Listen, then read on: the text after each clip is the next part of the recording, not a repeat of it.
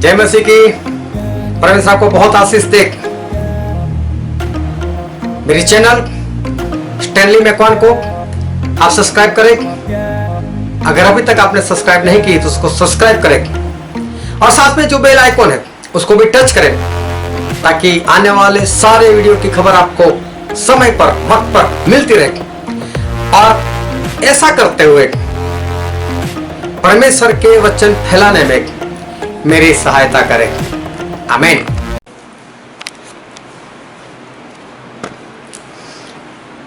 आओ परमेश्वर के वचन की ओर चले और बाइबल से लूका उसका 16वां अध्याय, लूका 16,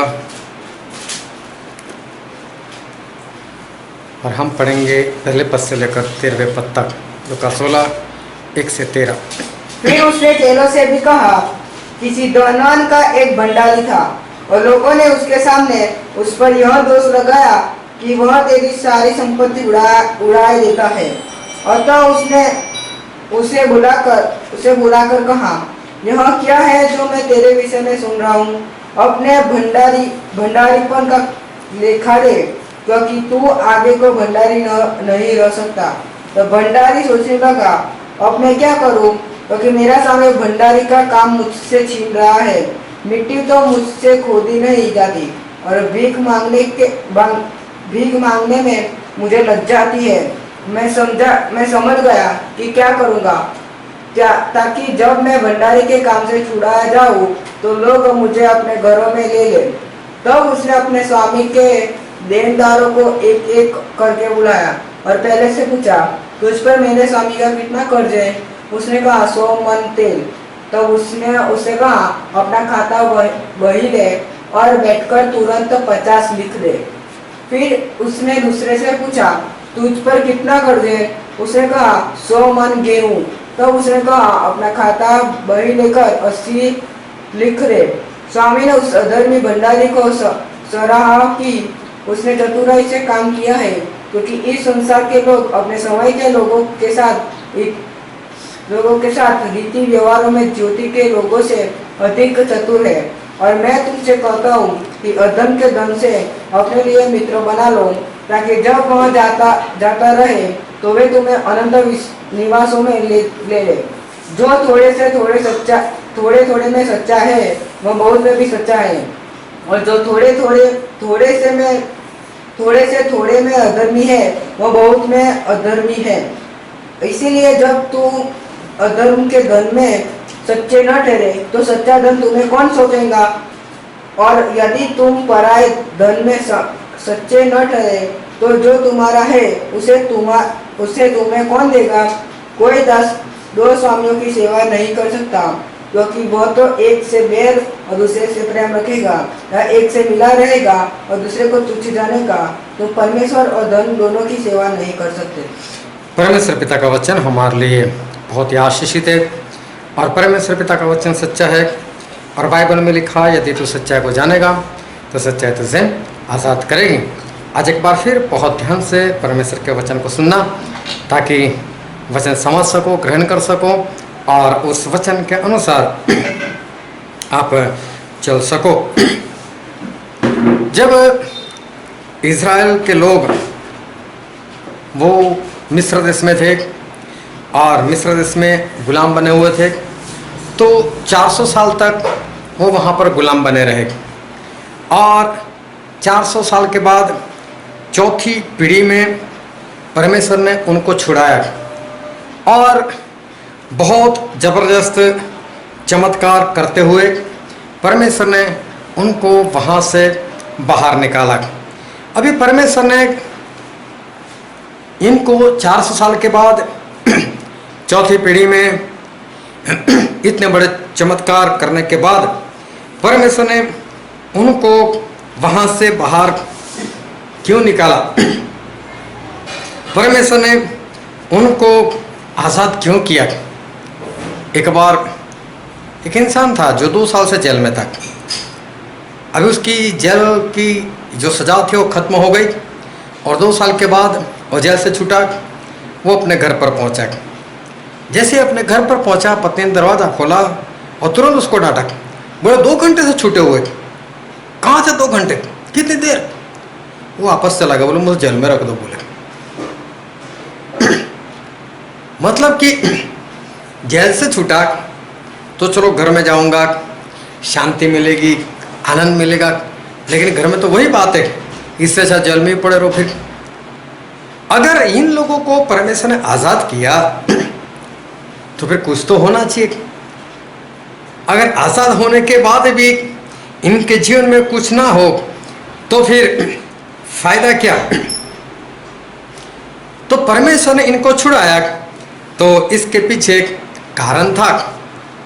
परमेश्वर ने इनको छुड़ाया, इसके पीछे परमेश्वर का कुछ कारण जो था वो वहाँ पर हमें दिखाई देता है।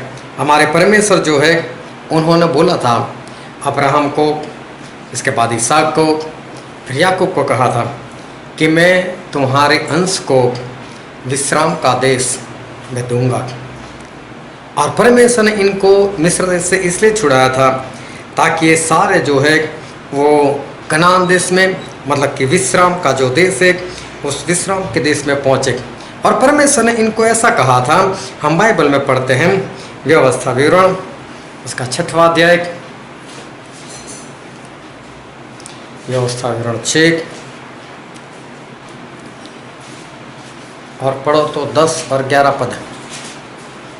जब तेरा परमेश्वर यहोवा तुझे उस देश में पहुंचाए जिसके विषय में उसने अब्राहम, इसहाक और याकूब नामक तेरे पूर्वजों से तुझे देने की शपथ खाई, और जब वह तुझको बड़े बड़े और अच्छे नगर जो तूने नहीं बनाए, हाँ, बड़े बड़े अच्छे नगर जो तूने नहीं बनाए, और अच्छे अच्छे पदार्थों से भरे हुए घर अच्छे अच्छे पदार्थों से भरे हुए घर जो तूने नहीं भरे, और खुदे हुए कुएं जो तूने नहीं खोदे, हाँ, ऐसे कुएं जो तूने नहीं खोदे, और दाख की बारियां और जैतून के वृक्ष जो तूने नहीं लगाए, हाँ, जैतून के पेड़, दाख की बारी जो तूने नहीं लगाई, हाँ, ये सब वस्तुएं जो वह दे परमेश्वर तुझे दे।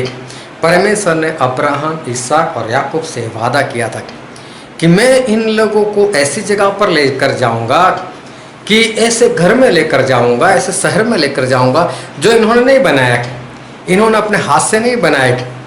ऐसे अंगूर की बारी दूंगा जो इन्होंने नहीं लगाई, ऐसे खेत दूंगा जो उनके अंदर इन्होंने कुछ भी नहीं बीजा, ऐसे कुएं के पास लेकर जाऊंगा जो इन्होंने नहीं खुदा। मतलब कि परमेश्वर ये बोलते हैं मैं तुम्हें सब कुछ रेडीमेड दूंगा, तुम्हें कुछ भी करने की जरूरत नहीं।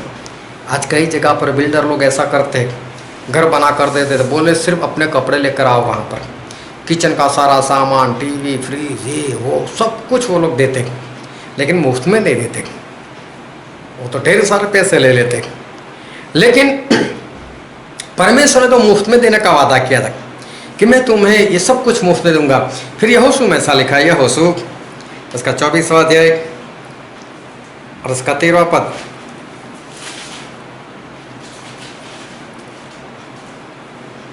फिर मैंने तुम्हें ऐसा देश दिया जिसमें तुमने परिश्रम न किया था। हाँ, परमेश्वर बोलते हैं कि मैंने तुम्हें ऐसा देश दिया जिसमें तुमने परिश्रम नहीं किया था, और ऐसे नगर भी दिए हैं जिन्हें तुमने न बसाया था। हाँ, ऐसे नगर दिए जिन्हें तुमने लोगों ने नहीं बसाया। फिर और तुम उनमें बसे हो, और जिन दाख और जैतून के बगीचों के फल तुम खाते हो उन्हें तुमने नहीं लगाया था। हाँ, जो फल तुम खा रहे हो वो तुम लोगों ने नहीं लगाए। हाँ, तो परमेश्वर ने बोला था पहले से मैं ऐसी जगह दूंगा, और परमेश्वर ऐसी जगह पर उनको ले जाना जो है वो चाहते थे। इसलिए परमेश्वर ने इनको मिस्र देश से आज़ाद किया था। अब मिस्र देश से आज़ाद होने के बाद इनका एक रास्ता था, और वो रास्ता जो था वो वहाँ पर पहुँचता था विश्राम के देश में। वो शहर कि जो शहर है वो शहर इन लोगों ने नहीं बनाए, वो घर जो इन लोगों ने नहीं बांधे, वो अंगूर की बारी जो इन लोगों ने नहीं लगाई, वो जैतून के पेड़ जो इन लोगों ने नहीं लगाए, सब कुछ बना बनाया हुआ परमेश्वर ने इनको देने का वादा किया था, और वहाँ पर ले जाने के लिए हमारे परमेश्वर ने इनको मिस्र देश से छुड़ाया था। अभी जब ये लोग वहाँ से बाहर निकले तो सबसे पहले मालूम है परमेश्वर इनको कहाँ पर ले गए? सबसे पहले परमेश्वर इनको होरेब पहाड़ के ऊपर ले गए, जो सिनाई में है। वहाँ पर परमेश्वर इनको सबसे पहले ले गए, जहाँ पर परमेश्वर ने मूसा को दर्शन दिया था जलते हुए पेड़ में से। वहाँ पर सबसे पहले परमेश्वर इजराइल लोगों को पहले वहाँ पर लेकर गए। फिर वहाँ पर ले जाने के बाद परमेश्वर ने मूसा को बोला, मूसा तुम मेरे साथ ऊपर आ। और मूसा वहाँ पर चले गए। मूसा वहाँ पर चले गए, 40 दिन 40 रात रुके। ना तो उन्होंने कुछ खाया, ना तो उन्होंने कुछ पिया। और परमेश्वर ने मूसा को 10 हुक्म दिए। जब मूसा उसको लेकर नीचे आ रहे थे, तभी नीचे तो जो लोग थे वो तो व्यभिचार में पड़े हुए थे, पाप में फंसे हुए थे, मूर्ति पूजा में पड़े हुए थे। तो मूसा ने वो दोनों जो पट्टियाँ थी वो उसे फेंक दी, और फिर नीचे आए, लोगों को दंड दिया। फिर बोलते मैं वापस जाता हूँ, कहीं परमेश्वर तुम्हें क्षमा करे। और परमेश्वर के पास जाकर क्षमा मांगी। परमेश्वर इन लोगों ने गलती तो की है, लेकिन परमेश्वर इनको क्षमा कर दो। और फिर मूसा दूसरी बार वहीं पर 40 दिन 40 रात फिर से रुके। फिर 40 दिन 40 रात उन्होंने कुछ नहीं खाया, कुछ नहीं पिया, बीच में कोई गैप नहीं था। बस ऊपर से नीचे आए और वापस ऊपर चले गए। बस 80 दिन 80 रात मूसा जो थे परमेश्वर के साथ रहे। इन 80 दिनों में परमेश्वर ने बहुत सारी आज्ञाएं, पूरी व्यवस्था वो मूसा को दी। 10 हुक्म के साथ, 10 हुक्म के साथ सारी व्यवस्था जो थी वो परमेश्वर ने मूसा को दी। क्यों? परमेश्वर जो थे इनको विश्राम में देश में ले जाने से पहले इनको होरेब पहाड़ के ऊपर ले गए। वहाँ पहुँचने से पहले, विश्राम के देश में पहुँचाने से पहले परमेश्वर ने इनको जो आज्ञाएं थी वो आज्ञाएं दी। क्यों? ये पहले क्यों दी? रास्ते में क्यों दी? एक बार हम लोग कॉलेज से गए थे, और हम जहाँ गए थे तो वो जो सारी जगह थी बर्फ़ वाली जगह, मतलब पूरा ठंडा प्रदेश। और वहाँ पर जो गंगा नदी जहाँ से निकलती है वहाँ तक हमको जाना था, और हमको पूरा पहाड़ी इलाका चल चल कर हमको चढ़ना था। हर रोज़ 15 से 20 किलोमीटर तक हमें चढ़ना था, और ऐसे ही तकरीबन 15-17 दिन हमको वहाँ पर रहना था। अभी उससे पहले जिस शहर में हमको 2 दिन रखा गया वहाँ पर इतनी ठंड नहीं थी। ठंड तो थी लेकिन इतनी नहीं थी। और हमको बताया गया कि जब आप वहाँ पर जाओगे वहाँ पर बहुत ठंड है, वहाँ पर माइनस में तापमान चला जाएगा, पानी बर्फ़ बन जाता है, हर रोज़ बर्फ़ गिरता है वहाँ पर। और अगर कभी भी आपकी हड्डी टूटी हो तो बोले अगर वहाँ आप जाओगे तो आपको बहुत दर्द होगा। वहाँ पर ऑक्सीजन है कम मिलेगा, और इसलिए जिसको सांस की बीमारी हो वो भी वहाँ पर ना जाए। और पहाड़ चढ़ना है, कहीं ऐसा ना हो कि आपकी हड्डी टूटी हो, आपको उस हड्डी में दर्द होने लगे, आप सांस ना ले सको, और वहाँ पर कुछ अनहोनी सी हो जाए। ये सारी आज्ञा है वो लोग हमें पहले क्यों दे रहे थे? एक बार वहाँ पहुँच गए और पता चला हड्डी में दर्द हो रहा है, मेरी हड्डी तो पहले टूटी हुई थी। अब क्या? वहाँ तो कोई अस्पताल नहीं, वहाँ पर और कोई सुविधा है नहीं। अभी क्या करें? पहले से क्यों? बचना है तो अभी बच जाओ, वहाँ से जाने से रुकना है तो अभी रुक जाओ, वरना वहाँ जाने के बाद आप कुछ नहीं कर सकते। ये हमको बताना चाहते थे कि वहाँ जाने के बाद आपके पास कोई मौका नहीं रहेगा वापस लौटने का। आप अकेले वहाँ से वापस नहीं आ सकते। ग्रुप में गए थे, ग्रुप में ही हमको वापस आना था। तो परमेश्वर जो है वो उस देश में पहुँचने से पहले आज्ञा क्यों दे रहे? क्योंकि परमेश्वर इनको बता रहे कि आप लोग गुलाम क्यों बने थे, मैंने छुड़ाया क्यों, वहाँ पर पहुँचा क्यों रहा हूँ, मैं कैसा परमेश्वर हूँ, मुझे कैसे लोग पसंद है, मुझे कैसा स्वभाव पसंद है। इसलिए वो सारा स्वभाव परमेश्वर अपनी आज्ञा में बता दे। इस तरह से रहोगे, आज्ञाएं मानोगे तो उस देश में रह नहीं पाओगे। अगर मेरी आज्ञा के अनुसार नहीं जीवन जियोगे तो वहाँ पर भी आप नहीं रह पाओगे, आपका नाश हो जाएगा। लेकिन वहाँ जाने के बाद सब लोग खाने पीने लग जाए, उसके बाद परमेश्वर को सिखाने के लिए लग जाए, तो क्या सीखे वो लोग? कोई तैयार हो तो सीखे। और इसके कारण पहले ही इनको सिखाना जरूरी था। और इसलिए परमेश्वर ने पहले से ही वो सारी आज्ञा दे दी ताकि वो लोग वहाँ जाकर अच्छे से उस आज्ञा के अनुसार अपना जीवन जो है वो बिता सके। लेकिन वहाँ जाने के बाद 2-4 दिन भी ना रह पाए, पाप करने लग जाए और मार दिए जाए, क्या फायदा। और ये लोग जो थे उनको परमेश्वर ऐसी जगह जो है ऐसी जगह पर पहुंचाने के लिए जा रहे थे।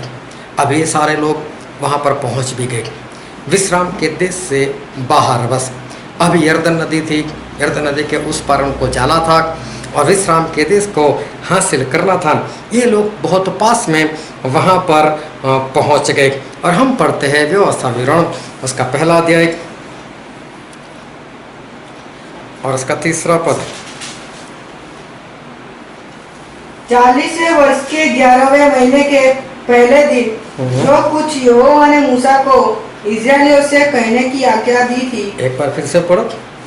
40वें वर्ष के 11वें महीने में के पहले दिन को अभी इसको ध्यान से समझना। परमेश्वर ने जब ये लोग मिस्र देश में थे तो ऐसा बोला था, मूसा ये दिन ये महीना तुम्हारे साल में पहला महीना है।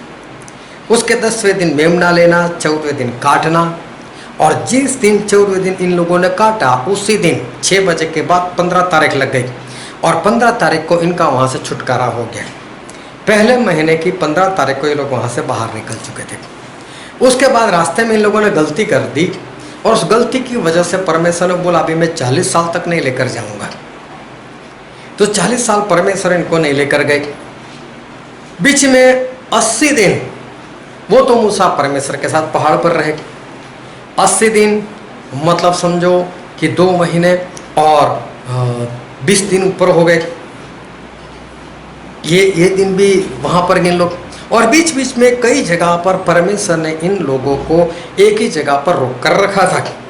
ऐसे करते करते 11वें महीने में 40 साल बीत गए।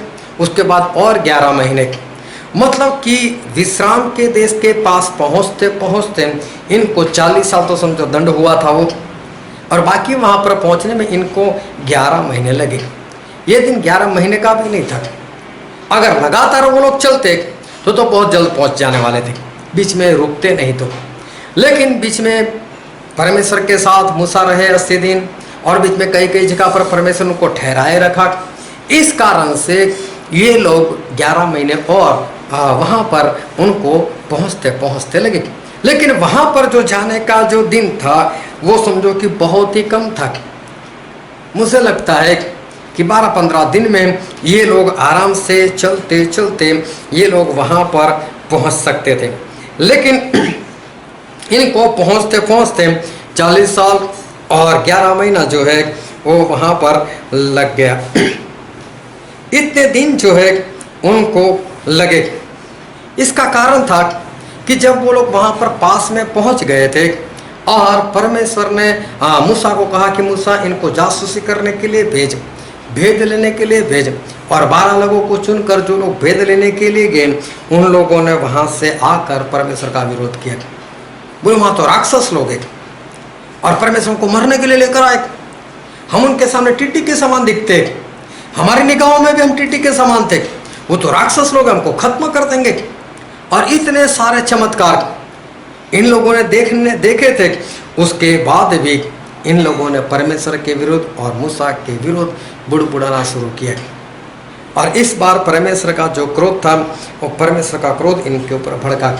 और गिनती 14वां अध्याय अगर आप पढ़ोगे तो परमेश्वर ने बोल दिया कि अब इन लोगों ने जो जासूसी की, जो भेद लेने के लिए 40 दिन ये लोग गए थे, एक दिन के लिए 1 साल, मतलब 40 दिन के लिए 40 साल तक मैं अब इनको उस विश्राम के देश में मैं नहीं लेकर जाऊंगा। मैं इनको विश्राम के देश में नहीं लेकर जाऊंगा। और हम पढ़ लेते हैं गिनती उसका 14वां अध्याय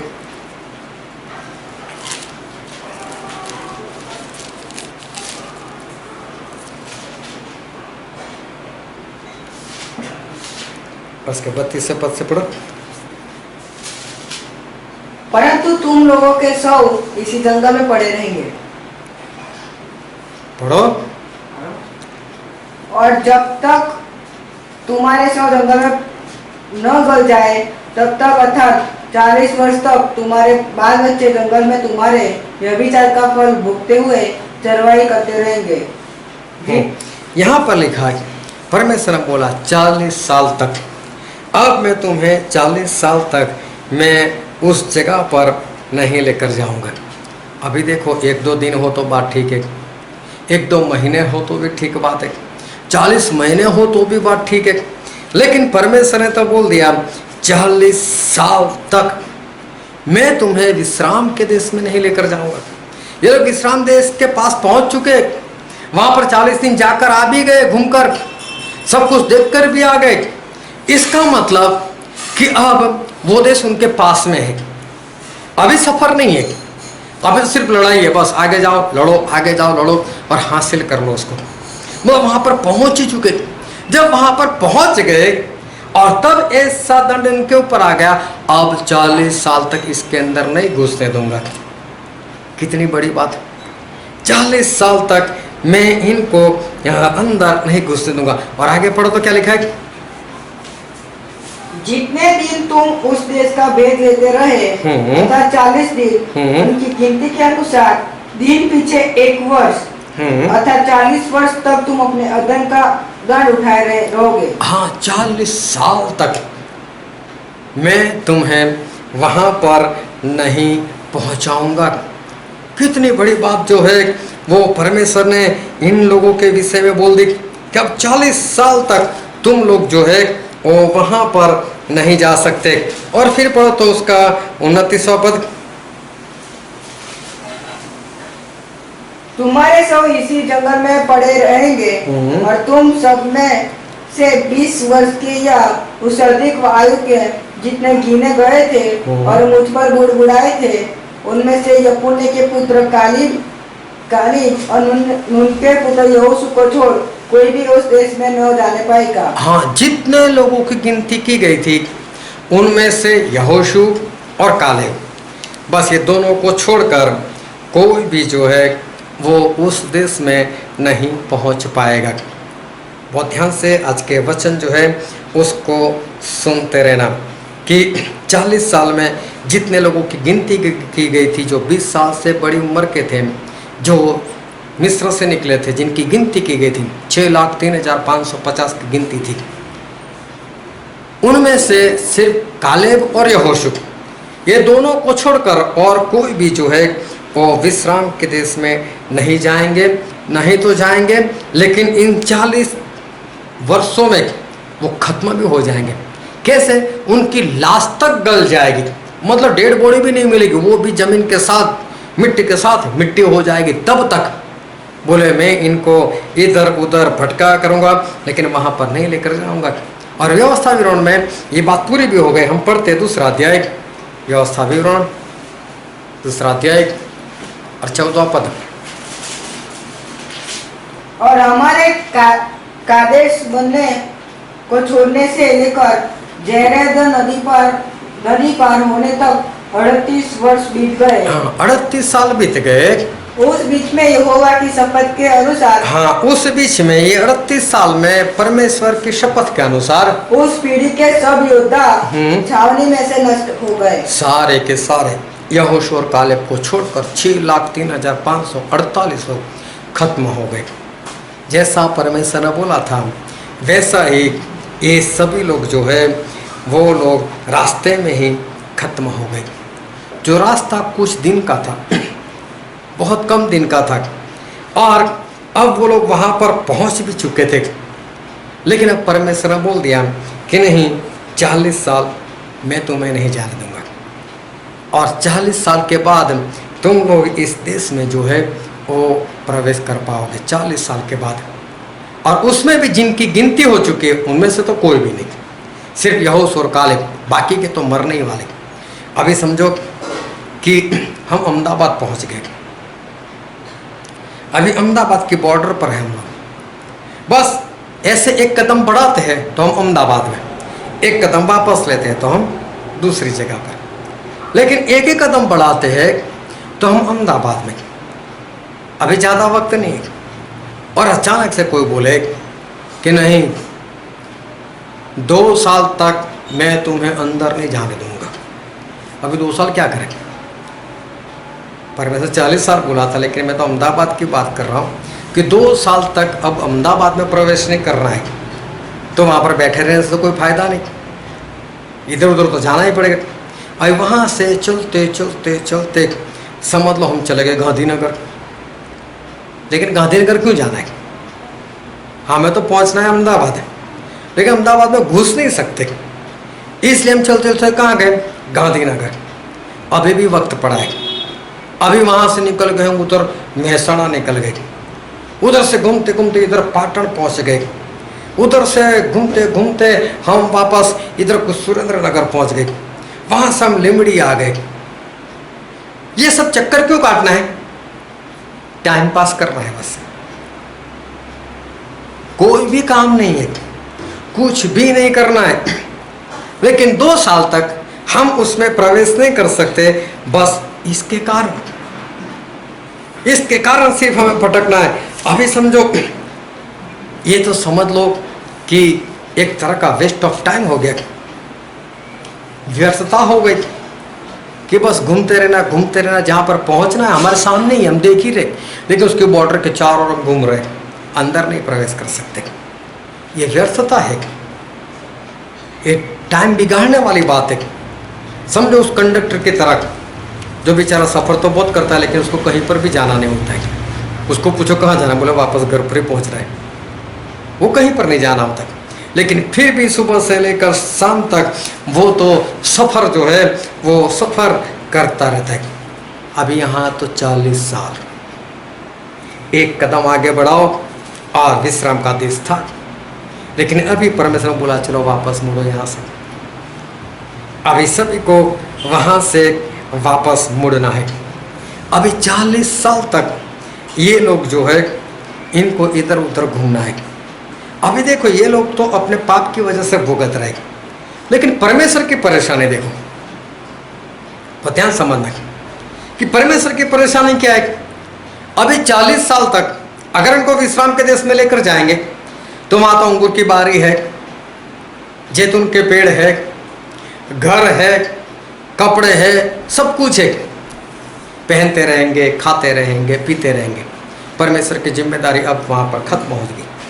लेकिन अगर परमेश्वर 40 साल तक उनको वहाँ पर नहीं ले जाते तो परमेश्वर की परेशानी, परमेश्वर की जिम्मेदारी और इनको कपड़े देते रहो, इनको खाना देते रहो, इनको पानी देते रहो, इनको विश्राम भी देते रहो, चारों ओर इधर उधर इनको घुमाते भी रहो।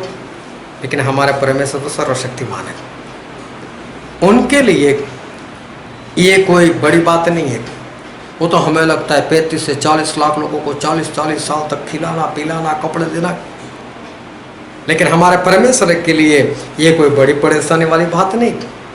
परमेश्वर तो सर्वशक्तिमान है। और व्यवसाय विवरण में लिखा है उसका 2 अध्याय इसका 7वां पद, क्योंकि तुम्हारा परमेश्वर यहोवा तुम्हारे हाथों के सब कामों के विषय तुम्हें आशीष देता आया है। इस भारी जंगल में तुम्हारा चलना फिरना वह जानता है। परमेश्वर ने तुम्हारा इस भारी जंगल में चलना घूमना देखा है। इन 40 वर्षों में तुम्हारा परमेश्वर यहोवा, इस 40 वर्षों में तुम्हारे परमेश्वर यहोवा ने तुम्हारे संग चला है, संग रहा है, और तुमको कुछ घटी नहीं हुई। बोले तुम्हें किसी भी बात की घटी परमेश्वर ने नहीं होने दी। सब कुछ परमेश्वर जो है वो पूरा करते रहे। ऐसा कुछ भी नहीं था कि परमेश्वर ने ना दिया। फिर 8वां अध्याय उसका 4था पद पढ़ दो।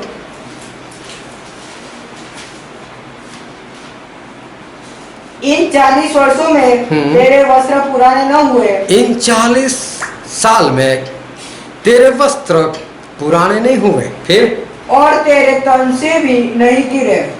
हाँ, और न तेरे पांव फूले। हाँ, तेरे पांव को भी सूजन नहीं आई। फिर अपने मन में यह तो विचार कर, बाइबल में लिखा है कि तेरे वस्त्र जो है पुराने नहीं हुए। वो ध्यान समझना, तेरे तन से भी नहीं उतरे। इसका मतलब क्या परमेश्वर कहना चाहते कि जैसे जैसे तू बड़ा होता गया ना, तेरे वस्त्र बड़े होते गए। तो उसे उतारने की जरूरत नहीं हुई। क्यों? क्योंकि ये लोग रास्ते में थे। कपड़े लाए कहाँ से? कमाए तो कोई थी नहीं। अगर लाए तो सिलवाए किसके पास? कौन सिलाई काम कर? मैं तो बोलता हूँ चलो इन्हीं लोगों को आता है।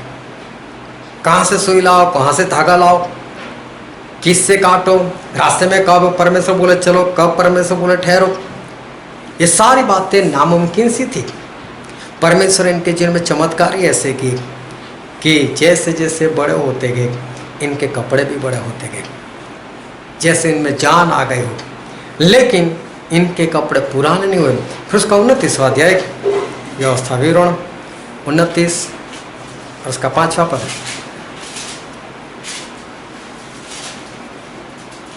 मैं तो तुमको जंगल में 40 वर्ष लिए फिरा, वह न तुम्हारे तन पर वस्त्र पुराने हुए। हाँ, तुम्हारे तन के ऊपर वस्त्र पुराने नहीं होने दिए मैंने। और न तेरी जुतियाँ तेरे पैरों में पुरानी हुई। हाँ, तेरी जूती तक पुराने नहीं हुई, वो भी बढ़ती रही। फिर परमेश्वर बोलते ना तेरे कपड़े पुराने हुए, ना तेरी जूती तक पुरानी हुई। 40 साल सिर्फ चलना है और जूती पुरानी तक नहीं हुई, कितनी बड़ी बात है। फिर नहम्याह में लिखा है, नहम्याह उसका 9वां अध्याय और उसका 21वां पद।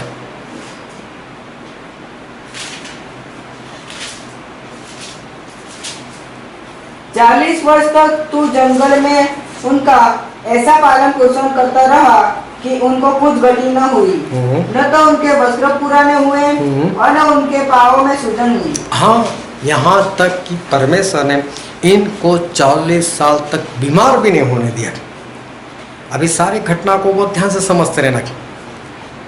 40 साल में ऐसा हुआ इनके पाप की वजह से, इनके पाप की वजह से परमेश्वर ने बोला 40 साल तक मैं नहीं जाने दूंगा। चलो जाने तो नहीं दिया, लेकिन अभी 40 साल तक परमेश्वर को भी इनको सब कुछ देना पड़ेगा। परमेश्वर देते रहे, कपड़े, जूते, खाना पीना सब कुछ देते रहे, यहाँ तक कि 40 साल में परमेश्वर ने इनमें से किसी को बीमार तक नहीं होने दिया। कोई भी बीमार नहीं हुआ। लेकिन साथ में मालूम है दूसरा क्या हो? 38 साल में सारे के सारे मर भी गए, कोई भी बीमार नहीं था। लेकिन जितने लोगों की गिनती की गई थी वो सारे के सारे वो लोग रास्ते में वो खत्म भी हो गए। अभी देखो कि इज़राइल का इन 40 साल के अंदर क्या होने वाला था। अभी देखो 40 साल इनको चलना था। मैं बहुत लोगों को देखता हूँ। एक बार मैं जॉगिंग करने के लिए जाता था जब मैं कॉलेज में पढ़ता था, और वहाँ पर एक लड़का भी आता था और वो काफ़ी मोटा था। उसको एक ही परेशानी रहती थी, मेरी बॉडी उतर जाए, मेरी बॉडी उतर जाए। तो वो मुझसे बोलता रहता है, बोले यार आप लोगों की बॉडी इतनी नहीं है और मेरी बॉडी तो उतरती नहीं, मेरी बॉडी तो उतरती नहीं। मैंने बोला तू यहाँ पर कितना चलता है? बोला आधा घंटा। मैंने बोला फिर तेरे पास बचे 23-23.5 घंटे, उसमें क्या करता है? ज़्यादा तो खाता था और सोता रहता था। मैंने बोला तेरी बॉडी कम कैसे होगी? आधा घंटे चलने के बाद पूरा दिन तू खाता रहेगा, तेरी बॉडी कैसे कम होगी? ऐसे कोई तेरी बॉडी जो कम नहीं होगी। लेकिन आधा घंटा चलने का कारण क्या है? इंसान थक जाता है। कितना चलोगे आप? घंटा, 1.5 घंटा, 2 घंटा? इनको तो 40-40 साल हर रोज चलते ही रहना है, चलते ही रहना है, चलते रहना है। और फिर भी इनकी पैरों के अंदर परमेश्वर ने सूजन नहीं आने दी। लेकिन अब ये जो 40 साल चलना है वो 11 महीने अलग बात है। लेकिन अब जो 40 साल चलना है वो कैसा है? पहुंचना कहीं पर नहीं है। ये 40 साल कहीं पर नहीं पहुंचना है, सिर्फ चलना है इनको। ये 40 साल व्यर्थ में इनको बस ऐसे ही लगातार घूमते रहना है। 40 साल कहाँ जाना है? कहीं पर भी नहीं जाना है, कहीं पर भी नहीं पहुंचना है। और लेकिन फिर भी 40 साल इनको चलना है। और व्यवस्था विवरण में ऐसा लिखा है, व्यवस्था विवरण इसका 2 अध्याय उसका 1 पद। तब उस आज्ञा के अनुसार जो यहोवा ने मुझको दी थी हमने घूमकर पूछ लिया और लाल समुद्र के मार्ग के जंगल की ओर गए और बहुत दिन तक शेर बाहर के बाहर बाहर चलते रहे। हाँ, शेर जो पहाड़ है उसके चारों ओर परमेश्वर घुमाते रहे बस 40 साल तक। पहाड़ था बड़ा, बस 40 साल घूमते रहो घूमते रहो घूमते रहो। बहुत बड़ा पहाड़ है शेर, बहुत बड़ी जगह है। दुनिया के अजूबे में आज उसका नाम है शेर पहाड़ का। और मैं उस जगह को देख कर आया, क्या पहाड़ है, क्या पहाड़ के कलर है, सही में आनंद आ जाए। लेकिन इनको तो 40 साल ऐसे ही घूमना है, कहीं पर पहुंचना नहीं। 40 साल, बस 40 साल लगातार इनको इधर उधर घूमना है। और 40 साल में इजराइल के साथ क्या होने वाला था मालूम है? कि जितने लोगों की गिनती की गई थी उनमें से यहोशू और कालेब को छोड़कर बाकी सभी लोगों को मरना था। 38 साल में वो सारे मर भी गए। अभी देखो, आज मरते हैं या 38 साल में मरते हैं, उसका कोई ठिकाना नहीं। लेकिन जितने लोगों की गिनती की गई थी उनको तो मालूम है ना, मैं उस गिनती में हूं।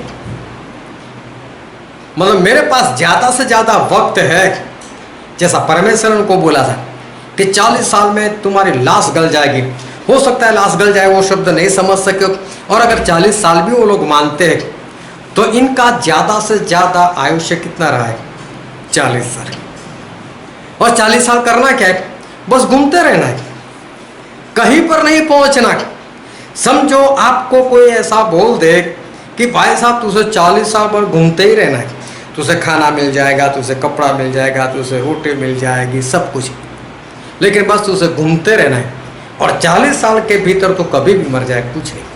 अब ये कोई जिंदगी है? ये कोई जिंदगी नहीं। इस जिंदगी का कोई भी लक्ष्य जो है, वो कोई भी लक्ष्य यहां पर दिखाई नहीं देता। मैं तो बोलता हूं ऐसा इंसान आज मरे या 38 साल के बाद मरे या 40 साल के बाद मरे, कोई फायदा नहीं। 38 साल के बाद मरता है तो भी वो नहीं, वो मैं तो 38 साल जिंदा रहा, उसमें कुछ किया ही नहीं। तू ज्यादा घूमता रहा और क्या, ज्यादा चला और क्या। या तो आज मर गया तो उससे अच्छी बात है कि करना तो इसको भी कुछ नहीं था, लेकिन चलो आज मर गया तो बाकी के साल जो चलना था वो चलने में से तो छुटकारा मिल गया इसको। ये बहुत बड़ी बात थी कि 40 साल में इनका मरना जो था वो तय था। बस हर रोज जिसकी भी गिनती हो गई थी उनको तो यही देखना है, कहीं आज तो नहीं है मेरी बारी, कहीं आज तो नहीं, चलो आज तो बच गया, दूसरे दिन हो सकता है आज मैं मर जाऊं। बीमारी कोई नहीं आती, लेकिन उसको इतना तो मालूम है मैं आज नहीं तो कल या तो 38 साल के अंदर मैं कभी भी मर जाऊंगा। इसको अगर इंतज़ार करना है तो बस मौत का और कुछ भी नहीं। नाम के साथ इनको मालूम था मेरा नाम उन मरने वालों में से है, ऐसा पक्का ये लोग जो है वो जानते थे, क्योंकि 20 साल से ज़्यादा उम्र वाले की गिनती की गई थी। अभी जो 20 साल से कम लोग थे, चलो वो तो सब वहाँ पर पहुँचने वाले थे, वो तो विश्राम के देश में जाएंगे, लेकिन 40 साल तो इनको भी इधर उधर ही घूमते रहना है। लेकिन इनके पास एक आस है कि चलो 40 साल के बाद हम लोग वहाँ तो पहुँच ही जाएंगे। लेकिन समझो जो उस वक्त 19 साल का था और 40 साल के बाद 60 में का 59 का हो गया, अभी पहुँचा क्या है, अभी दांत भी नहीं रहे तो अब मैं यहाँ पर पहुँचा, अब क्या खाओ। इन लोगों ने, बाप दादों ने ऐसा नहीं किया तो कम से कम आकर जैतून तो खाता मैं, उसका फल तो खाता, उसका तेल तो मलता, उससे उसको तो खाता। जो वहाँ पर बूढ़े होने के बाद पहुँचे उनको कैसा लगा, कहा यार अभी मैं पहुँचा। तो बहुत बड़ी बात थी ये 40 साल जो थी वो बहुत बड़ी बात थी। इनकी ऐसी हालत हुई, उसका कारण क्या था, ध्यान से समझते रहना। इनकी ऐसी हालत हुई, इसका कारण क्या था। जब मिस्र देश में थे तभी से चमत्कार, छोटे चमत्कार नहीं, बड़े चमत्कार, बड़े बड़े चमत्कार। परमेश्वर इनको बचाते रहे और मिस्र वाले परेशान होते रहे। इन लोगों ने लड़ाई नहीं लड़ी, फिर भी परमेश्वर इनको बाहर लेकर आए, इनको छुड़ाया, रास्ते में समुंदर, समुंदर के 2 हिस्से कर दिए, स्वर्गदूतों की रोटी खिलाई, चट्टान के ऊपर लाठी मारते थे, पानी निकलता था, पानी पीते रहे। कितने बड़े बड़े चमत्कार इन लोगों के जीवन के अंदर हुए थे। अरे देख रहे कि हमने जो कपड़े पहने हमारे साथ वो भी बड़े होते हैं, हमारी साइज बढ़ती है तो कपड़े की साइज बढ़ती है, हम सूखते हैं तो हमारे कपड़े भी सूख जाते हैं। कितनी बड़ी बात, लगातार चमत्कार। लेकिन इतने सारे चमत्कार करने के बाद जब विश्राम के देश में पहुंचने ही वाले थे, एक बार फिर इन लोगों ने वही बुड़बुड़ाने का काम किया। और इस बार परमेश्वर बहुत क्रोधित हो गए। बोले कितने समय से मैं आप लोगों को देखता आया हूं, कितनी बार मैंने आप लोगों को क्षमा किया, कितनी बार मैंने आप लोगों के जीवन में चमत्कार किए, लेकिन फिर भी मेरे ऊपर विश्वास नहीं करते। बोले जाओ, अभी तो 40 साल तक मैं तुम्हें नहीं पहुंचाने वाला। परमेश्वर के विरोध, परमेश्वर के दास के विरोध, जीवन में परिवर्तन नहीं, घमंड, ये सारे पापों की वजह से इनकी हालत जो हुई है वो ऐसी हो गई। इन सभी को एडवांस में पता था कि हम विश्राम के देश में नहीं पहुंचने वाले। इस बात को ध्यान में रखना। एडवांस में इनको पता था कि हम उस विश्राम के देश में नहीं पहुंचने वाले। साथ में ये भी तय नहीं था कि कितने दिन जिंदा रहेंगे। 40 साल के भीतर में कभी भी मौत जो है वो आ सकती थी। कोई भी नहीं बोल सकता था कि मैं 40 साल ही मरूंगा या 38 साल ही मरूंगा, कोई नहीं कह सकता था। एक मरना तय था इनका, विश्राम के देश में नहीं पहुंचना तय था, और मौत कब आने वाली थी ये भी इनके जीवन में तय नहीं था। ऐसी ही घटना एक बार निनवे वालों के जीवन में हो गई। योना ने जाकर प्रचार कर दिया, 40 दिन के बाद मर जाओगे, एक भी नहीं बचेगा। अभी नाम से ही तय हो गया, जितने भी निनवे में जिंदा है, जितने भी लोग हैं उस वक्त, वो सभी का नाम लिख दिया गया, ये मरने वाले। दिन भी पक्का तय, सिर्फ 40 दिन। 41वें दिन हो सकता है बाढ़ आए, हो सकता है भूकंप आ जाए, हो सकता है ऊपर से आग गिरे, हो सकता है मरी फैले, कुछ भी, लेकिन मरना तय था। 40 दिन के बाद 41वें दिन इनको खत्म होने वाला, इनका खत्म होना तय था। बात पक्की हो गई थी परमेश्वर की ओर से 100%। लेकिन इन लोगों ने क्या किया? इन लोगों ने पश्चाताप कर लिया। इन लोगों ने तो परमेश्वर के वचन के ऊपर विश्वास किया। इन लोगों ने तो पापों की क्षमा पाने के लिए उपवास किया। इन लोगों ने तो अपने पद छोड़ दिए, संसार की सारी वस्तुओं को त्याग कर दिया, टाट पहना, नम्रता को धारण किया, राख में बैठ गए, परमेश्वर के आगे जोरों से रो रो कर प्रार्थना करने लगे, परमेश्वर हमको बचाओ, हमको जिंदा रहना है, हमको बचाओ, हमको बचाओ।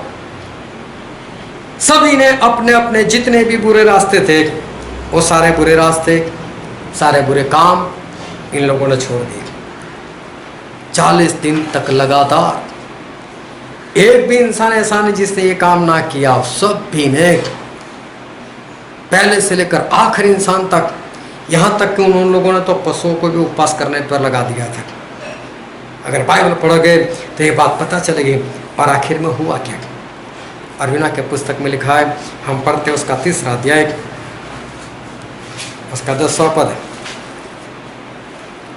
जब परमेश्वर ने उनके कामों को देखा कि वे कुमार्ग से फिर रहे हैं, तो परमेश्वर ने अपनी इच्छा बदल दी और उनकी जो हानि करने की ठानी थी, परमेश्वर ने जो उनकी हानि करने की ठानी थी उसको न किया, उसको न किया।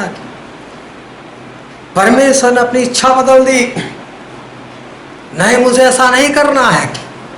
क्या लिखा है? परमेश्वर ने अपनी इच्छा बदल दी। 100% तय था परमेश्वर की ओर से कि 40 दिन के बाद खत्म कर दो इनको, कोई नहीं बचना चाहिए। यही प्रचार था। लेकिन 40 दिन तो इनके पास थे, तो 40 दिन का इस्तेमाल इन लोगों ने ऐसा किया। उपवास, प्रार्थना, बुरे काम छोड़ देना, पश्चाताप, और देखो परमेश्वर ने अपना इरादा बदल दिया। इनके पास 40 साल थे, क्या ये लोग कुछ ऐसा करते? क्या परमेश्वर इनके जीवन में काम नहीं करते? 40 साल इनको मिले थे, ये लोग भी उपवास के ऊपर आ गए होते, ये लोग भी बैठ गए होते, नहीं प्रभु हम तो यहाँ से आगे नहीं जाएंगे, हम इस पहाड़ के चारों ओर हम नहीं घूमने वाले, हमको क्षमा करो। रोने लग जाते, उपवास करने लग जाते, मन्ना नहीं खाना है, राख में बैठ जाते, टाट पहन लेते, लेकिन नहीं, इन लोगों ने कुछ भी नहीं किया। वो विश्राम का देश आज हमारे लिए स्वर्ग है। अब बहुत ध्यान समझना, वो विश्राम का देश आज हमारे लिए स्वर्ग है। और कौन जाएगा वो नाम से तय है। कौन लोग मर जाएंगे वो भी हमारे परमेश्वर ने एडवांस में हमको लिख कर दे ही दिया है। और गलाती में लिखा है, गलाती इसका 5वां अध्याय और उसका 19, 20 और 21 पद है।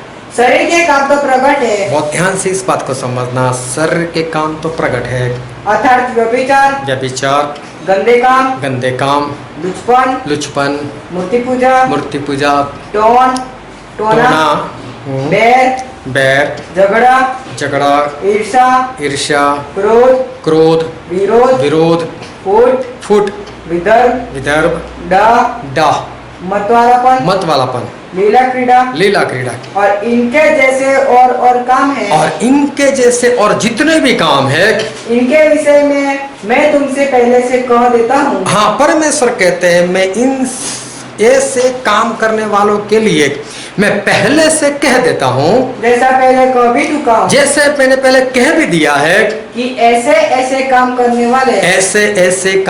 वाले परमेश्वर के राज्य के वारिस न होंगे। परमेश्वर स्पष्ट ही लिखा है ना, इनमें से अगर एक भी काम है तो इंसान स्वर्ग में नहीं जा सकता। ये बिल्कुल स्पष्ट है, पूर्ण रीति से परमेश्वर ने लिख दिया, बात खत्म। ऐसा इंसान कभी भी स्वर्ग में नहीं जा सकता। अभी इंसान के अंदर समझो ऐसे एक काम है, किसी के अंदर 2 काम, भाई साहब तो स्वर्ग में जाएगा। अभी देखे परमेश्वर की जैसी मर्जी, अरे लिख दिया है मर्जी की बात मत कर, परमेश्वर ने स्पष्ट ही लिखा है ऐसे काम है तो तू नहीं जाएगा। जांचो अपने आप को कि ऐसे काम मेरे अंदर है कि नहीं है, तो समझ लो कि आप स्वर्ग में नहीं हो। न्याय तो होगा तब होगा, लेकिन आप खुद का न्याय कर लो कि आप नहीं जाने वाले।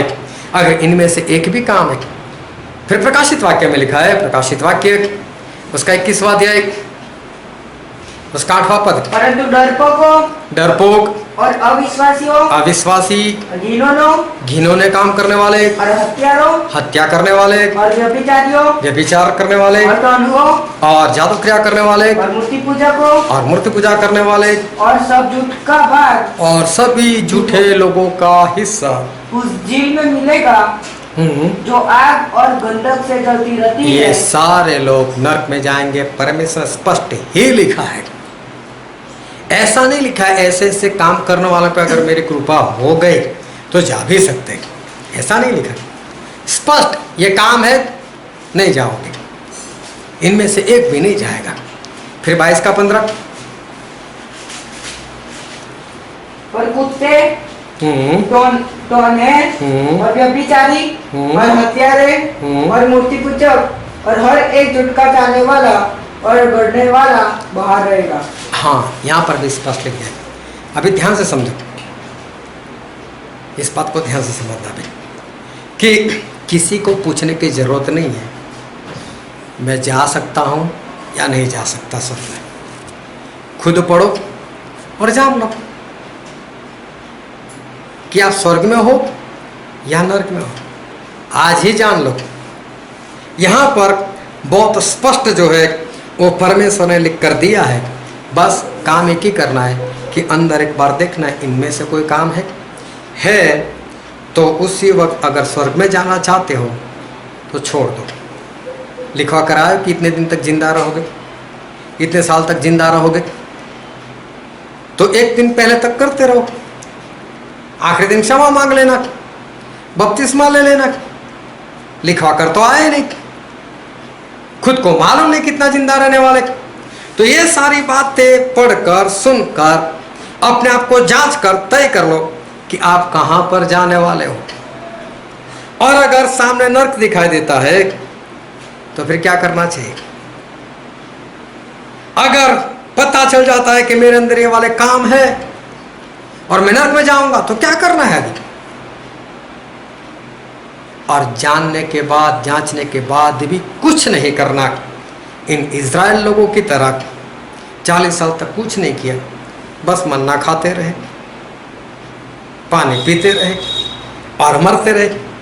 अगर ऐसे ही बैठे रहते हो जानने के बाद भी मैं नर्क में जाने वाला हूँ, तो समझो ये आपकी बहुत बड़ी मूर्खता है। ये बहुत ही बड़ी मूर्खता है। जो वचन आज हमने पढ़ा था लूका उसका 16वां अध्याय, और वहाँ पर एक इंसान था जो किसी बड़े इंसान के वहाँ जॉब करता था, नौकरी करता था। वो उसका भंडारी था।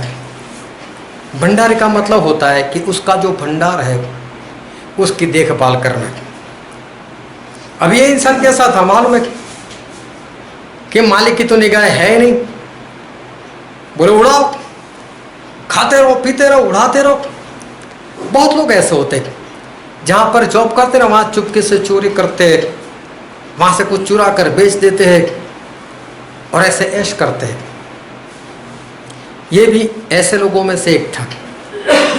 लेकिन ये तो जिस तरह से करता था तो आसपास लोगों को भी पता चल गया। बोले तो इसको उड़ा देता है। अभी वो जो भी इंसान था जिसने इसको जॉब पर रखा था, उसके चहेते लोग तो उसको बता देंगे ना। किसी एक ने नहीं, लेकिन बहुत लोगों ने उसको बता दिया। बोले तेरा भंडार है तो यार कैसा है, तेरा कर डालता है, बोलता है बहुत कुछ उसने उड़ा दिया। अब जिसने भी बताया इसको विश्वास है कि जो भी बात है सच बात है, इसने तुरंत बोल दिया एक काम करो, अकाउंट लेकर आओ, अपना हिसाब बता दे। बोले अभी जो इंसान था, जो भंडारी था, उसको भी पता चल गया। यार किसी के जरिए तो इसको पता चल चुका है। और अगर मैं हिसाब देता हूँ मेरी चोरी पकड़ी जाने वाली, मेरी चोरी पकड़े जाने के बाद वो मुझे नौकरी पर तो नहीं रखने वाला है, वो तो निकाल ही देगा। लेकिन निकाल देने के बाद मुझे और कोई जॉब तो नहीं मिलने वाली। सभी लोग क्या बोलेंगे, तो चोर है, ये तो चोर है, इसको कौन रखेगा जॉब के ऊपर? कोई नहीं रख सकता, कोई विश्वास नहीं करेगा। अब इसके पास एक दो ऑप्शन है, या तो अभी मजदूरी करे, खड्डा खोदे। ये कौन सा चोरी कर कर एक खड्डा ज़्यादा खोदने वाला है, उसमें तो मेहनत करनी है। तो बोले यार खड्डा खोदने की तो ताकत नहीं है मेरे अंदर, क्योंकि आज तक ऐशी की है ना। दूसरा ऑप्शन ये है भीख मांगो और गुजारा करो। तो बोले उसमें मुझे शर्म आती है। तो बोले अब क्या करना है? उससे दिमाग लगाया, दिमाग लगाया तो उसके दिमाग के अंदर लाइट हो गई। बोला हाँ ऐसा मैं करता हूँ। उसने क्या किया, देनदार को बुलाया, जो उसके मालिक को पूछते ना इधर रख। बोले तो उसे कितना देना है? अभी मैं मेरी लैंग्वेज में बात करता हूँ। बोले मुझे तेरे मालिक को 1 लाख रुपये देने के। बोले एक काम कर, 50,000 लिख दे दे मुझे 70,000 या दे दे मुझे 80,000, चल जा खत्म कर बात। अभी तो इसको भी फायदा हो रहा है। लाख देने, लाख की जगह पर 80,000 देता हूँ तो मेरा काम हो जाता है, 20,000 तो मुझे फायदा। अभी चाहे वो 10 रखे 20 रखे, मुझे क्या लेना देना, मेरा तो फायदा होता है ना। चलो ठीक है। दूसरे को बोला तुझे कितने देने? मुझे 5 लाख देने। चल लिख 3 लाख दे दे, 3 लाख, बात खत्म कर दे, इसका भी 2 लाख फायदा होता है। तो इसने इस तरह से काम कर दिया।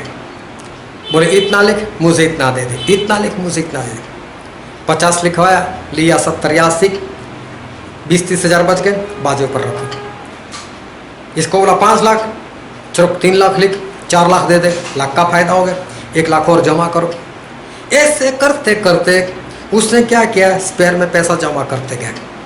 अभी दोनों बाजू को उसे टैली कर दिया। बोलो देख इतने का माल, इतना व्यापार, ये वो सब कुछ, इतना पैसे मेरे पास बचता है, ले ले। अभी इसने इसके मालिक का पैसा खाया है, वो 100% सच बात है। लेकिन पेपर के ऊपर देखो, कोई सबूत नहीं, पेपर के ऊपर कोई सबूत नहीं इसके पास। मैं जब जॉब करता था, मैं भी ऐसा करता था। मैं कैसा करता था, कभी मुझे अहमदाबाद भेजते थे, और जब अहमदाबाद जाओ और अहमदाबाद जाकर इतना माल जो है यहाँ से खरीद कर लेकर आओ। मैं क्या करता था कि बस और ट्रेन या तो ऑटो, अभी हमको तो पैसे की पूरी छुट्टी होती थी। मैं क्या करता था, बस से पहुँच गया, फिर वहाँ से शटल ऑटो में बैठो, 10 रुपये लग गए, 10 रुपये मुझे लेना है वहाँ से। लेकिन स्पेशल रिक्शा करो तो 50 रुपये लगते। अबे हमको तो स्पेशल रिक्शा का ही किराया देते, 50 लिखो, 40 मेरे पास बच गए। खाना खाने की पूरी छुट्टी, मैं बस 10 रुपये का नाश्ता कर लेता था, लिख दिया 60 रुपये का खाना खाया, 50 रुपये और बच गए। लेकिन पेपर के ऊपर उसको क्या लग रहा है, बस इसने सही किया है। पेपर के ऊपर उसको नहीं मालूम कि इसने कुछ कर दिया। लेकिन मैं तो अपने आप को मारकर पैसा जमा करता था। हाँ, अगर ऐसा नहीं करना होता तो मैं बिंदास से जाता। मैं बोला मैं जो पैसे बचा रहा हूँ वो मेरे पास रखता हूँ। इसने भी जो कुछ लिया वो ले तो लिया, लेकिन पेपर के ऊपर कोई सबूत नहीं छोड़ा। अभी उसके मालिक को जब ये पेपर बताता है, इसका मालिक देख रहा है, बोले यार मेरे दे तो गए, लेकिन दिखता तो एक भी नहीं है। पूरा कैलकुलेटर लगा, इधर उधर कितना भी करता है, लेकिन कहीं पर भी एक पैसा मेरा गया ऐसा दिखता नहीं। लेकिन घर से गया वो तो पता चलता है ना, निकला तो सही घर से, लेकिन दिखाई नहीं दे रहा उन पेपर, कुछ भी नहीं। इसका मालिक बहुत ऐसा लिखा है, इसका मालिक खुश हो गया उसके ऊपर। बोले यार मेरा घर भी डाला और मुझे पता भी नहीं चले, देखिए इतना होशियार है तो। अभी देखना क्या होगा। अभी इंसान बाहर जाता है, अभी बाहर, अभी वो किसी को नहीं बोल सकता इससे मेरा कर डाला, सबूत नहीं इसके पास। अगर ये बोले इससे मेरा कर डाला, दावा कर दूंगा मानहानि का। मुझे चोर बताता है, देखा पेपर चल। इसलिए बाहर जाकर ऐसा नहीं बोल सकता चोर है, वो नहीं बोल सकता। अभी किसी के पास जॉब के लिए जाता है और बोलता है भाई साहब ने तेरे बारे में ऐसी बात सुनी, पूछ लो मेरे मालिक से, करो फोन लगाओ, वो खुद नंबर ज्वाइन कर दे सकता है। यार मेरे पास कोई सबूत नहीं है, मैं नहीं बोल सकता। सारा ही सब उसने तो क्लियर कर दिया। बोले फिर तो इसको रख सकते नौकर, इसको जॉब दे सकते। बहुत होशियारी से इसने काम किया। बहुत ध्यान से ये जो वचन है उस वचन को अब सुनते रहना। अभी देखो क्या हुआ, इस वचन को हम बारी बारी से जाते। इसके मालिक को बता दिया, बोले तेरा जो भंडारी है वो तेरा कर डालता है। उसने सारे तेरे बहुत सारे पैसे जो है चोरी कर लिया और पूरी ऐश कर दिए। अभी इसको पक्का पता चल गया कि बात तो ऐसी है ही है। अभी इसको बोला हिसाब दे दे चल। अभी हिसाब देना है इसको, अब हिसाब देना है तो वहां पर हम पढ़ते हैं उसका 3रा पद, लूका 16 और 3। भंडारी सोचने लगा, अब मैं क्या करूं? अब मैं क्या करूं? क्योंकि मेरा स्वामी अब भंडारी का काम मुझसे छीन रहा है। हाँ, मेरा काम छीन रहा है, क्योंकि अब तो मुझे जॉब नहीं मिलने वाली, मुझे बाहर ही जाना पड़ेगा। मिट्टी तो मैं खोदी नहीं जाती। हाँ, मिट्टी तो मैं खोद नहीं सकता। भीख मांगने में मुझे लज्जा आती है। और भीख मांगने में मुझे लज्जा आती है। ये सारी आत्मिक बातें हैं। अब बहुत ध्यान समझना। बाइबल में पढ़ तो लिया, देह के काम इतने इतने प्रकाशित वाक्य में पढ़ लिया, ये वाले काम स्वर्ग में नहीं जा सकते। 22 अध्याय 15 पद पढ़ लिया, ऐसा ऐसा काम स्वर्ग में नहीं जा सकते। अभी पता तो चल गया स्वर्ग नहीं है मेरे लिए, अभी तो एक ही है नर्क। मुझे नरक में जाना है। तो नरक में जाना है तो मुझे करना क्या है? यह बोल रहा है कि मिट्टी मेरे से खोदी नहीं जाती,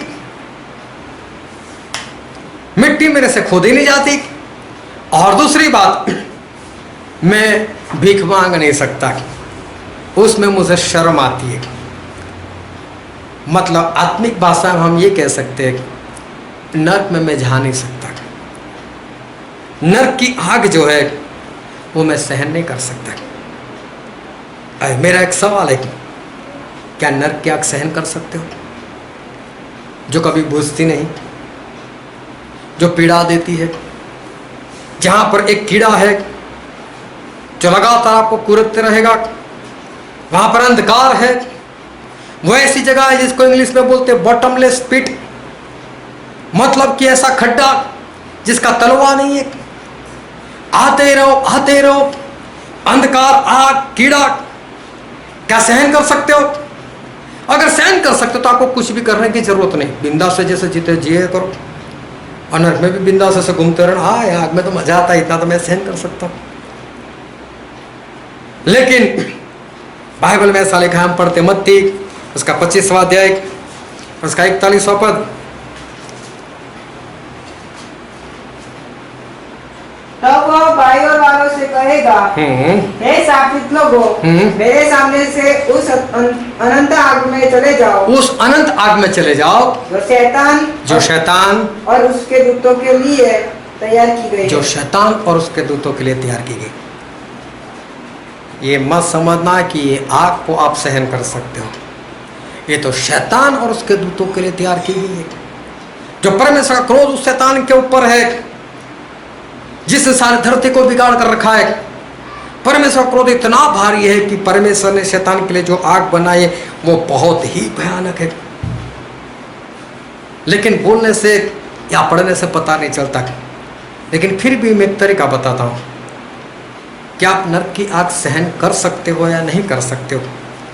ये अगर जांचना है तो घर पर जाकर गैस जलाकर तेल की कढ़ाई रखना और तेल को उबालना, और तेल को उबालने के बाद वहाँ पर जो चमचा होगा उसको जोर से ऐसे तेल में मारना, जो छींटे आपके ऊपर पड़ेंगे। यहाँ तो दूसरा तरीका बताता हूँ, गैस जला लेना और अपनी उंगली ज़्यादा नहीं, सिर्फ आधे मिनट के लिए वहाँ पर ऐसे ही रख छोड़ना। और ये दोनों बातों में आप डांस नहीं करते तो समझ लेना आप नरक में बिंदास से रह सकते हो। लेकिन इतने में डांस होने लग जाता है, उही माँ ये क्या हो गया, तो समझ लेना कि फिर आप नरक को नहीं सहन कर सकते। ये तो नरक का 1% भी नहीं है, आग की झील का 1% भी नहीं है। लेकिन अगर इतना भी आप कर सकते हो तो मैं तो बोलता हूँ जैसा भी जियो ऐसे जीते रहो। लेकिन आप ऐसा जो है वो कभी भी नहीं कर सकते। एक बार फिर से पढ़ते जो वचन हमने पढ़ा था उसका 3रा पद। तब भंडारी सोचने लगा, अब मैं क्या करूं, क्योंकि मेरा समय भंडारी का काम मुझसे छीन रहा है। हाँ, और मिट्टी तो मुझसे खोदी नहीं जाती। हाँ, और भीख मांगने में मुझे लज्जा आती है। हाँ, देखो ये स्वामी हमारे परमेश्वर, बात फाइनल है, तू नरक में ये सोच रहा है। देखो ये चाहे जैसा भी था सोच रहा है करूं क्या, मिट्टी खोद नहीं सकता, भीख मांग नहीं सकता, उसमें मुझे शर्म आती है, तो अब मुझे करना क्या है। और फिर पढ़ो तो उसका 4था पद, मैं समझ गया कि क्या करूंगा। हाँ, ये बोल रहा है अब मुझे समझ में आता है मुझे क्या करना चाहिए। बहुत ध्यान से समझना, आज ही सारे कामों को जांच लेना, अगर उनमें से एक भी दिखता है तो समझ लेना आप स्वर्ग में नहीं जा सकते, आप नरक में जाओगे। अगर नरक में जाना है और नरक को नहीं सहन कर सकते तो सोचो बचने के लिए क्या करना है। जैसा इसने सोचा मैं क्या करूं बचने के लिए क्या करूं, आइडिया लगाओ बचने के लिए करना क्या है।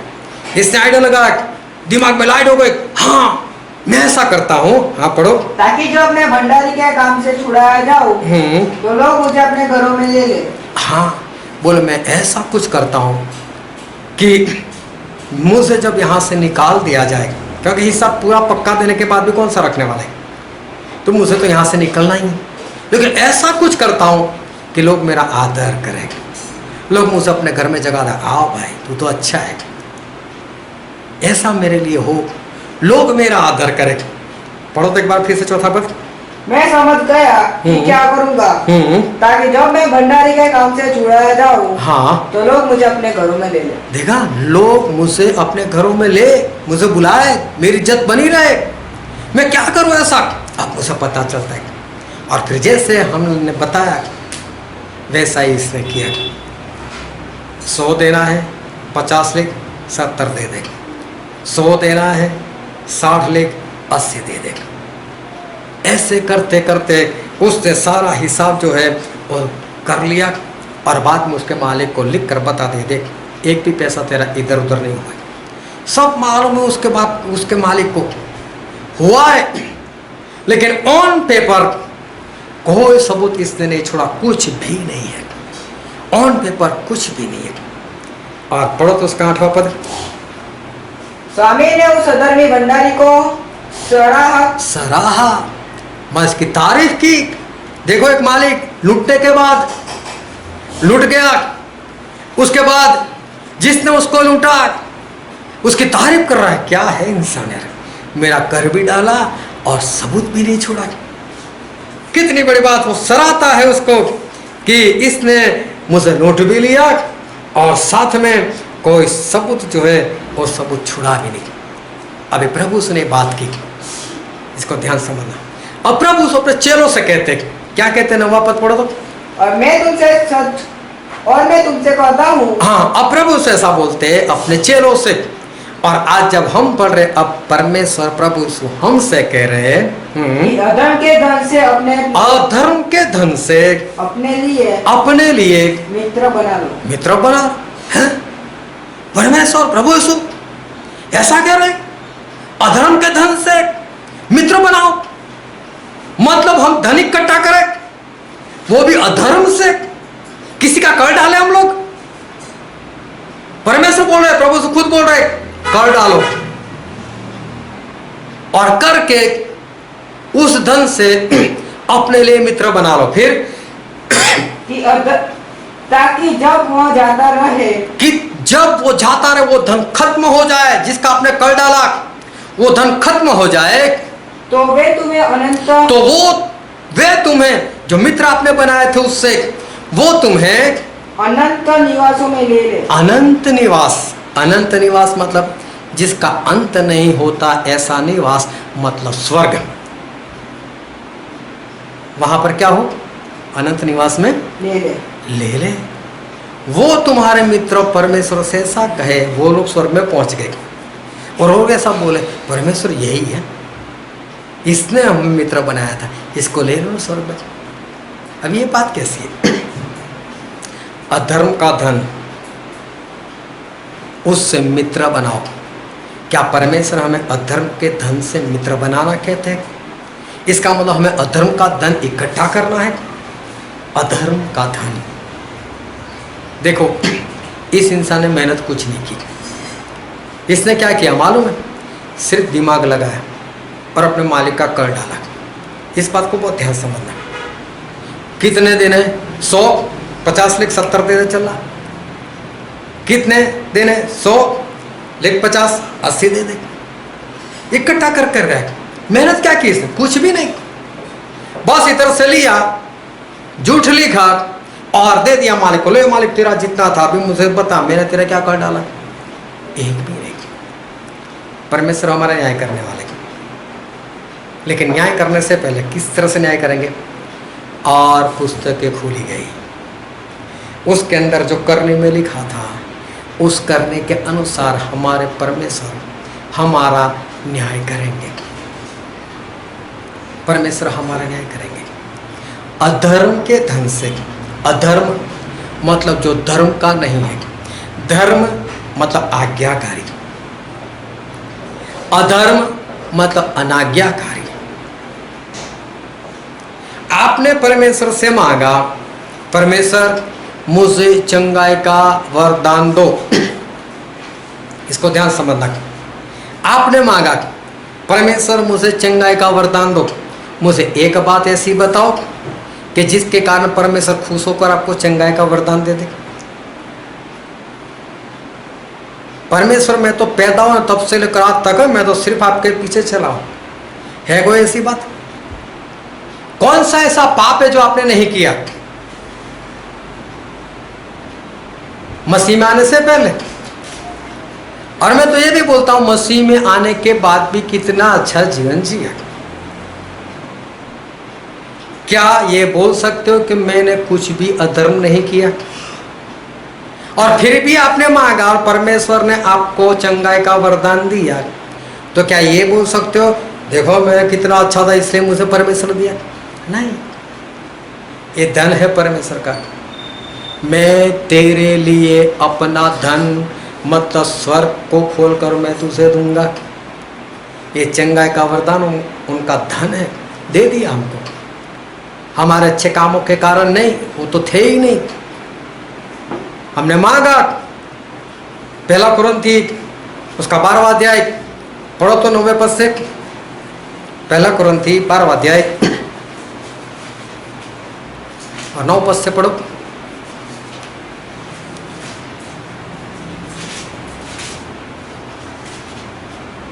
किसी को उसी आत्मा से विश्वास और किसी को उसी एक आत्मा से चंगा करने का वरदान दिया जाता है। फिर किसी को सामर्थ्य के काम करने की शक्ति, और किसी को भविष्यवाणी की, और किसी को आत्माओं की परख, किसी को अनेक प्रकार की भाषा, किसी को भाषाओं का अर्थ बताना। परंतु ये सब प्रभावशाली कार्य वही एक आत्मा कराता है, और इसे जो चाहता है वह जिसे जो चाहता है वह बांट देता है। बांट देता है, पवित्र आत्मा बांटते। तूने चंगाई मांगी, ले ये मेरा चंगाई का वरदान। यहाँ पर शब्द लिखा है वरदान। पढ़ो तो 9वां पद एक बार फिर से। किसी को उसी आत्मा से विश्वास और किसी को उसी एक आत्मा से चंगा करने का वरदान दिया जाता है। वरदान, वरदान का मतलब होता है, इधर ध्यान रखो, वरदान का मतलब होता है कि जो मुफ्त में दिया जाता है। आपने खरीदा नहीं उसको, आपने कुछ कीमत नहीं चुकाई। एक लड़की आई 10 साल की, अंकल अंकल आज मेरी बर्थडे है, लो ये चॉकलेट, और चॉकलेट दी, और अंकल ने बदले में उसको 50 रुपये दिए। 10 साल पूरे किए, बहुत बड़ा काम किया इसलिए दिए, बस ये वरदान। खुश हो गए, ले 50 रुपये रख। इसका कोई नाप नहीं होता, ये तो वरदान है। गिफ्ट जिसको बोलते हैं, गिफ्ट देखकर नहीं दिए जाती, वो तो ऐसे ही दी जाती है। ये परमेश्वर का वरदान है, परमेश्वर ने ऐसे ही दे दिया। रख तेरे पास, तूने मांगा, ले मैं तुझे दे देता हूँ। बहुत लोग ऐसे हैं जिनको देखना, जिनके जीवन में चाल चलन अच्छा नहीं है, लेकिन चंगाई उनके प्रार्थना से मिल जाती है।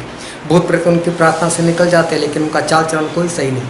इसलिए मत्ती 7:21-23 में लिखा है, उस दिन बहुत सारे लोग मुझसे कहेंगे कि परमेश्वर तेरे नाम से मैं भूत निकाले, बड़े सामर्थ के काम किए, ये किया वो किया। लेकिन परमेश्वर बोलते मैं उनको बोल दूंगा कि यहाँ से दूर हो जाओ। ये जो परमेश्वर के पवित्र आत्मा के वरदान है, वो परमेश्वर को ऐसे ही देते हैं, आपकी आज्ञाकारी से नहीं। जो मांगते हैं उनको परमेश्वर दे देते हैं। और उस वरदान, ये अधर्म की कमाई है हमारी। इसको ये मत समझो कि आपने बहुत आज्ञाकारी की इसलिए मिला, फिर तो आपका हक है, फिर वरदान नहीं लिखते परमेश्वर। ये तो परमेश्वर का वरदान है, जो आपके अधर्म से थे तो भी आपको परमेश्वर ने दिया। परमेश्वर बोलते उस अधर्म के धन से अपने लिए मित्र बनाओ, उसका इस्तेमाल करो। सही प्रार्थना करने का वरदान, अच्छे से प्रार्थना करो। परमेश्वर के वचन बांटने का वरदान, अच्छे से बांटो। चंगाई का वरदान, जाओ लोगों के पास, उनकी चंगाई के लिए प्रार्थना करो, दो उनको छुटकारा। भूत प्रेत निकालने का वरदान, जाओ उनके पास, निकालो भूत प्रेत, अच्छे से काम करो, घर में मत बैठे रहो। ऐसे लोगों के जीवन में जब आपके जरिए काम होगा, क्योंकि मैं भी मसीह परिवार में पैदा हुआ, लेकिन जब दुष्ट आत्माएं निकली मेरे अंदर से, तब मैंने मेरे परमेश्वर को जीवन समर्पित किया। तो जिसके जीवन में काम होगा वो तो खुश हो जाएगा, क्या बात है, वो अपने आप को परमेश्वर के हवाले कर देगा, समर्पित हो जाएगा। लेकिन प्रार्थना किसकी थी? किसके वरदान ने काम किया? आपके वरदान ने। वो तो मर जाएगा ना तब तक आपका एहसान नहीं भूलेगा। अरे मरने के बाद भी ऊपर जाएगा तब भी आपका एहसान नहीं भूलेगा। परमेश्वर वो था ना, उसने मुझे सुसमाचार दिया था। वो मेरे पास आया था मेरे लिए प्रार्थना की, तब मेरा भूत प्रेत निकला था। परमेश्वर वो आया था तब मुझे चंगाई मिली, तब मैं आप में आया था। उसकी वजह से परमेश्वर आज मैं बच गया। परमेश्वर बोलते इस धर्म के धन से मित्र बनाओ, ताकि वो मित्र वहां पर पहुंच जाए स्वर्ग में, और वहां पर परमेश्वर को बोले इसकी वजह से मैं आया। और परमेश्वर आपको बोले आजा मेरे बेटे, आजा मेरे बेटे। कितनी बड़ी बात है। ये परमेश्वर कहते हैं अधर्म के धन से अपने लिए मित्र बना लो, ताकि वो धन जाता रहे। क्योंकि एक बार तो धन खत्म हो जाएगा। ये धरती खत्म हो गई, हम खत्म हो गए, धन खत्म। उसको लेकर तो हम वहां पर नहीं जाने वाले, वो तो खत्म हो गए। लेकिन वहां पर वो लोग तो बोलेंगे ना, हाँ परमेश्वर इनकी वजह से जो है वो मैं बच गया। अभी देखो, इस इंसान ने सोचा कि मैं खड्डा नहीं खोद सकता, भीख मांगने में मुझे शर्म आती है। विश्राम का देश मतलब स्वर्ग हमने भी पढ़ लिया। देह के काम, प्रकाशित वाक्य 21 का 8, 22 का 15 और भी बहुत जगह पर बहुत कुछ लिखा है। हमने पढ़ लिया कि इतना होगा, इनमें से एक भी होगा, हम स्वर्ग में नहीं जा सकते। अब क्या करूं? न तो सहन नहीं होता, अब मुझे क्या करना चाहिए? मुझे भी ख्याल आता है अधर्म का धन। लग जाओ परमेश्वर के पीछे, दो परमेश्वर मुझे दो दो दो, मुझे चंगाई का वरदान दो, मुझे भूत प्रेत निकालने का वरदान दो, मुझे आपके ज्ञान का वरदान दो, मुझे प्रार्थना का वरदान दो। करो इस्तेमाल, बचाओ लोगों को। और परमेश्वर देखेंगे इसने तो अपना रास्ता बदल दिया। लो बपतिस्मा, पानी में डूब जाओ, कर लो पश्चाताप निनवे लोगों के समान, और देखो आपके ऊपर प्रभु का लहू आ गया। अब लहू के नीचे परमेश्वर देखते ढेर सारा लंबा लिस्ट पापों का, लेकिन बोले मेरे लहू से मेरा ही कर डाला। अब मैं बोल भी नहीं सकता इसको पापी, मेरा लहू ऊपर, बेटे आ जाएगी ऊपर। उसका मालिक खुश हो गया। क्या होशियारी बताई इसने। पता चलता है मैं नरक में जाने वाला हूं, होशियारी बताना शुरू करो, मूर्खता छोड़ो। हमने जानते हैं कि हम कब तक जिंदा रहने वाले। 40 साल तक इजराइल के लोग बस खाना मिलता रहा, ये लोग अच्छे नहीं थे। परमेश्वर ने बोल दिया था मरोगे। 38 साल में मर भी गए। कपड़े दिए ना परमेश्वर ने, कपड़े मिलते हैं इसका मतलब ये मत परमेश्वर को परमेश्वर आपकी आशीष, हाँ परमेश्वर धन्यवाद। खाना मिलता नहीं ये मत समझना परमेश्वर दे रहे, वो तो कौओं को भी देते जिसको शैतान बोला गया, तो हमको देते, कोई बड़ी बात नहीं। खाना मिलता है, पीना मिलता है, रहना मिलता है, जूते मिलते, इससे खुश मत हो जाना कि मैं स्वर्ग में जाने वाला। 38 साल में रास्ते में खत्म हो गए खा पीने के बाद। ऐसे है हमारे परमेश्वर। लेकिन निनवे के लोगों ने कैसा काम किया, मूर्खता को छोड़ दिया और तुरंत बैठ गए। आज़ाद क्यों हुए थे वहाँ से, मिस्र देश से विश्राम के देश में पहुँचने के लिए? खाना पीना तो यहाँ भी मिलता था, यहाँ मजदूरी करनी पड़ती थी, यहाँ चलना पड़ता था। यहाँ पर मर जाते, यहाँ पर मर गए। आज़ाद हुए, कोई हुआ फायदा इनका? कुछ नहीं। बस इतना बोल सकते हैं बस हम आज़ाद हैं, लेकिन मर गए। जिस कारण से आज़ाद हुए थे वहाँ तो नहीं पहुँचे ना। जिस कारण से हम लोग मसीह में आए वहाँ पर ना पहुँचे, उस स्वर्ग में ना पहुँचे, तो फायदा क्या मसीह में आने का? और इसलिए मूर्खता छोड़ो।